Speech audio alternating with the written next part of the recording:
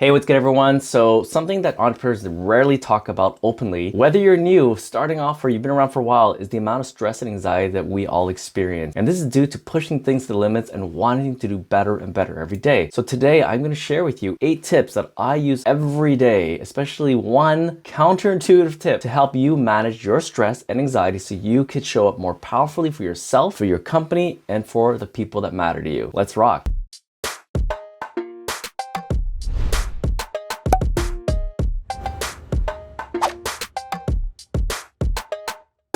Hey, what's good everyone? Tuan Nguyen here with the $1 Million Idea Club, where we share with you tips, strategies, and roadmaps so you can grow your business while staying connected to yourself and the people that matter to you. If this is your kind of vibe, please smash the subscribe button and let's get rocking. All right, so now the first tip I like to offer to start your day well actually has to do with the night before. And what I do is I make sure my phone is not in my room at least an hour before I go to bed. In most cases, I don't even know where my phone is. If you ask my kids, they'll tell you that I often have to use Google to find my phone and get it to ring.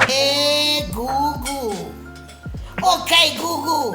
So I like that because that means my phone is not tied to my hip. My son also knows that I never know where my phone is, so he remembers me not being on my phone all the time. But the reason I do this is how I see a phone is like a remote control. And most people think like they're the ones controlling the phone. But the people that control this remote control, that controls your brain, and in fact your anxiety, your stress, are the apps, the notifications, the people who are sending emails. These are the people who have full control of your phone that is a remote control to your brain. So I highly advise to not have that phone in your room, because sometimes, or many people, they pick up the phone right away because it's their alarm clock or whatever it may be, whatever excuse you want to use, and they look at the phone. And that right away means you're giving the phone the power over you to control your mind. You're like, hey, tell me something. I'm listening. I'm at your service, right? That's what I feel at least. And so get the phone out. Now, waking up, the morning starts. Here's the crazy thing. I am a person with tons of anxiety. I grew up with it. I didn't know until maybe 6.5 years ago that this is what I've been growing up with, anxiety. And it's great to learn how to manage it and allow it to catalyze me into moving forward. I could live more comfortably at the end of the day and enjoy my life. So when I wake up in the morning, some people have to put their alarm clock in different places to get there. My alarm clock is right beside me, and so I click it. I don't have a problem getting up because the moment I get up, I don't need my phone to kind of drive me crazy. I already drive myself crazy. I already have all these thoughts in my head, and I know that the first thing I need to do is get those thoughts out of my head, and I don't get it out of my head. I choose to focus on different things. And so I start with a breathing exercise. And I've said this in past videos, but I either stay in my bed because I don't have a problem getting up, or I get up and I sit on my pillow right beside my bed and I get into a breathing state. And I do 8 seconds in slowly, I hold it for 8 seconds, and I release for 8 seconds slowly again. I do this until I feel my breath. And then I do what many practices of meditation do, which is I scan my body. I breathe and I feel my head to my toe, and I feel my toe to my head, and just feel every part of tingling. The final stage before I get up and get moving on with my day is I feel the gravitational weight of my body. I feel the weight of my legs. I feel all this. And in most cases, maybe people say, when that happens to me, I don't want to move. But for me, I use it as a trigger to say, yo, you're so present to your body right now. It's time to get up. And I naturally just feel the weight, and I get up and I move on my day. Some days it's a cold shower, but I always, of course, brush my teeth and do my biz, and then I head downstairs right outside my office, which is my little exercise area in my home. Tip number 3 here is drinking a liter of water. I love the benefit of it. I feel great about it, and you could watch a YouTube video to talk about why water is good in the morning, but I recommend having that liter of water in the morning. Now, tip number 4, the counterintuitive tip, is a visualization exercise, but not like how other people have taught it before, which is most people say visualize something you want, something you want to create, something you want to attract, all this very positive visualization, which is part of my exercise. But the bigger part of my morning visualization is that I focus on things that are not going to go right. I use it as a way to mentally train myself. I learned this from the late Dr. Wayne Dyer, and he says meditation is a great way, visualization is a great way to mentally train. And I use this mental training to train myself to respond to adverse conditions or things that happen in my life. So for example, I imagine my kids going crazy. I imagine my team not feeling present and overslept or tired or cranky. I imagine myself screwing up some kind of a presentation. I imagine myself hitting writer's block. I imagine myself experiencing a lot of challenges, and I feel the anxiety and the stress from this visualization exercise. exercise, but I give myself the space every morning to go through this and ask myself, how do I want to respond to this? And by doing this for the last 3 years now, my friends now kind of know, especially if you guys are one of them, how do I show up relatively positive, relatively, inspiring, relatively resilient to situations that happen in front of me. Like I raised 7 kids while running 3 businesses and while trying to take care of myself at the same time. And so it's never perfect ride, but how do I pull through this with a relative positive mindset? This is the answer. This is the technique. I highly recommend you try it. And as you train your mind to experience negativity, adverse conditions, and showing how you want to take that and pull yourself up and show up the way you want to show up to be more positive and empowering and in a way that serves you better, this is going to help. Now on to tip number 5. And tip number 5 is right after I do my visualization exercise. And by the way, this takes anywhere between, seriously, 3 to 5 minutes. The images go so fast in your head. Sometimes I sit there and think, wow, I just did a visualization exercise for like 10-15 minutes, but it's like 3-5 minutes. And so once that is done, I go straight to my yoga, and I do yoga with Cassandra. That's with a K, by the way. I'll link to her channel below, but I do a 10-minute yoga session, or sometimes in the morning, like today, it's beautiful and I woke up earlier than expected. I did a 30-minute yoga session with her. And so lots of variety. I always feel challenged. I always feel like I'm connecting with my mind, my body, spirit, and I feel the blood flowing, and I feel super effective and efficient, like mind, body, spirit. Once this is done, I go upstairs and I have a light breakfast. And there are days where I'm doing intermittent fasting, so I have, I guess, my version of a bulletproof coffee. When my son is with me, we have breakfast together, and the most important thing is you still do not touch your phone. I have breakfast, my phone's not with me. I either observe and I enjoy what's in my backyard, or I'm with my son. I just talk to him. I ask about his dreams, how he slept, what's possible. We have a great conversation. After this lovely little morning, we do the next very important tip is we go outdoors. And I'm up here in Canada where it's freaking freezing, -30, and we do not miss a day when we go outside. We bundle up super warm. We have ski goggles on to protect us from the wind, and it's like summer underneath our clothes, and we have a blast. We talk and we're laughing, and people are like, "Ah!" And my son and I, we're having a great time. And when he's not with me, I'm having a great time just being out with nature. And I learned this from many people. You guys know all the benefits of nature, but one guy who's like this 8th Dan Okanagan karate dude, his name is Dan. He's the father of my daughter's volleyball teammate, and he just shared with me and taught me how nature helps you relax your eyes and widens your vision. This is going out and connecting with nature, not going out to freak out and be in your head while being in nature. Like if you're sitting in a forest and you're like,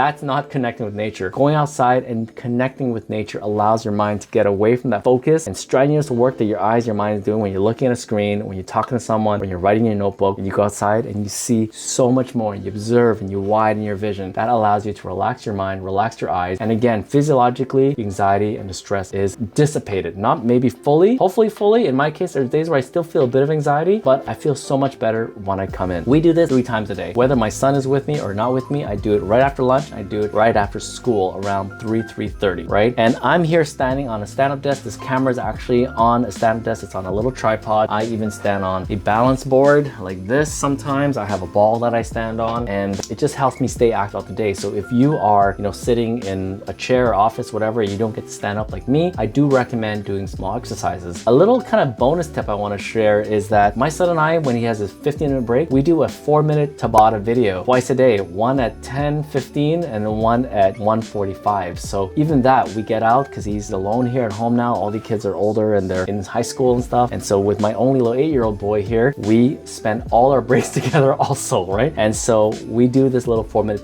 Tabata, and I highly recommend you guys do a simple little quick 2, 3, 4-minute Tabata exercise, and it really gets the blood flowing throughout the day. And again, present with your body and allows you to focus. Now, as you can see, I'm wearing these blue light blocking glasses. This is like tip number 7 here. And so I love these ones. I have several other brands. These are Swanwick. And what I find about these glasses is I do find my eyes not as strained and tired when I'm on the screen. These are the ones I wear at night, actually. I want to show the contrast. They sell these ones that's 60% blue light blocking. Those are the daytime ones, which I typically wear the daytime ones more. And then at night, I wear these ones. It really helps with that relaxation. Again, so when you experience the stress, anxiety, what you're really trying to do is keep that battery of yours as full as possible so you have the energy to address all the adversities that hit you throughout the entire day. Now, the last and final tip I want to share is my evening routine. It's just one thing that I do. I don't have anything crazy. It's just the same breathing exercise I do in the morning, I do it at night. And sometimes I have anxiety on my way to bed. I don't have my phone on me or anything, but I'm lying in my bed. I'm still like, And what do? It's always a breathing exercise. My lady knows some days I'm just like totally full of anxiety, and she gives me the space and I just breathe. And I used to feel self-conscious cautious about this stuff, right? But now it's great to breathe and be able to just sink into the bed and pass out and have a great sleep. So there you go. Those are all my little tips that I do. And there are many others out there. I'm sure you could have some. Please share some of yours. And once again, if you like this, please like the video. Please share the video. Please subscribe to my channel as it will help this little rookie channel grow by the day. Much love to you all. And we'll see you in the next video. Peace.